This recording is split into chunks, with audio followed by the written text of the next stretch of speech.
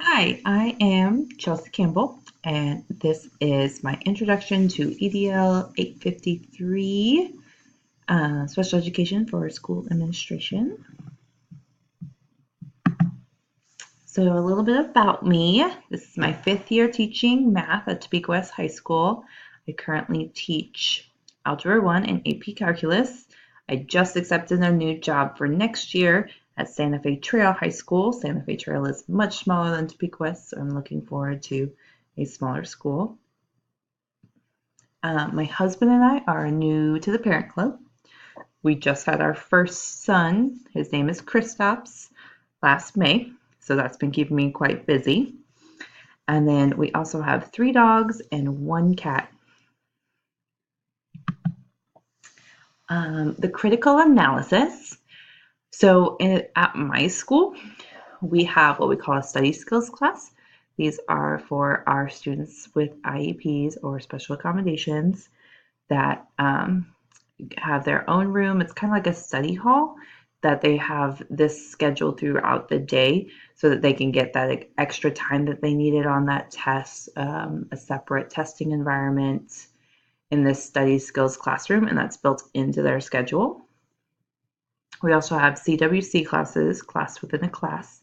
So within each class, there's not more than 1/3 special education students. And then there's also a paraeducator or a special education teacher in the room with a normal education teacher.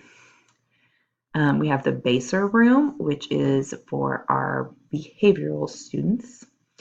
And then we do Scantron testing 3 times a year for growth measurement. I feel like there's way more that special education does.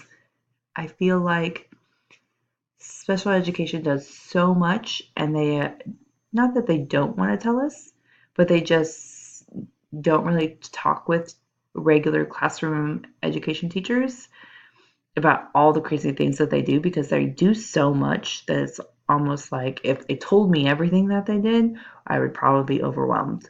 So I know that there's way more that special education does, but as far as what I see, this is the main things that I know of. So critique for me, one thing that's been really helpful is that we get IEPs at a glance and an IEP organizer. So IEPs at a glance basically lists off all of the accommodations that you need to provide for that student within each day, for a test, who gets a calculator, who doesn't, all on this IEP at a glance. And then they give us an IEP organizer in which we can just enter in our student and then check mark which one of the accommodations that they need. That way we have a quick reference as to what we need to be doing each day, and eventually it just becomes like robotic. You know exactly who you need to redirect multiple times, who gets extra time on testing, separate testing, things like that. One thing that's really worked for me is that I communicate with the case manager a lot and the parent or guardian. Um, they know the student way better than I do because I spend a lot more time with them. So if I ever have an issue or want to check something, I always make sure to talk with the case manager and the parent or guardian. I've also found that when you talk with them, they have even better strategies than what you would have thought of originally. Excuse me. So, for example, if you're supposed to redirect a student, one time I contacted the parent like, hey, this is what I'm doing in class. Does this typically work? Because I'm not seeing that great of results. And I found out that redirection, they've kind of trained their daughter for redirection to be 2 taps on the shoulder. So now I just go and tap her twice and she knows that that's redirect. Pay attention to what we're currently doing. This year I had a really great chance to be a part of an MDR. I wouldn't say a great chance because an MDR is for expulsion for a student if they're going to be allowed back at the school. So that wasn't really a happy thing to do, but I really wanted to be a part of one. because for one, it was one of my favorite students who had a really, really bad day at school. And for two, I really want to know how those work. So I was happy I got to be a part of it, but not happy about, the fact that it was one of my favorite students.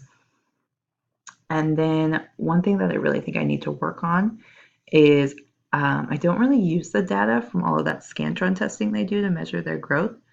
I feel like that could be really beneficial for me to learn where my special education students need help. Okay, so improvement plan. I really think that professional development for teachers needs to be a thing for special education because I've taken a few special education classes since I became a teacher, and I've learned so much more that I wish I would have known from day one. Like, I get my list of accommodations, and then what? So I do all these things. What more do I do? So I really wish those special education teachers or the special education coordinator would have sat at least the new teachers down or sat the whole staff down and told me what resources were available, what's the proper protocol for situations, what do these accommodations mean. For example, extended time, how long does extended time mean? 3 to 5 days, 1 hour, what exactly does that mean? It seems pretty vague. So I really wish that that I had a professional development over it. So I really think a part of my improvement plan would be to explain these things to teachers. So funding. So funding in general, you would need the professional development allotment. And then if you didn't use a staff member, you would need the money to pay the presenter. At my school, funding should not really be an issue. My school is always looking for ideas for professional development, so there's definitely space for it. And then I would just have our special education coordinator present about it. I love her. She's great, and she could easily talk about this and explain what is needed for special education. So that way, new teachers or just any teacher would understand exactly what we need to be doing and understand special education just a little bit more. And that is my introduction to special education.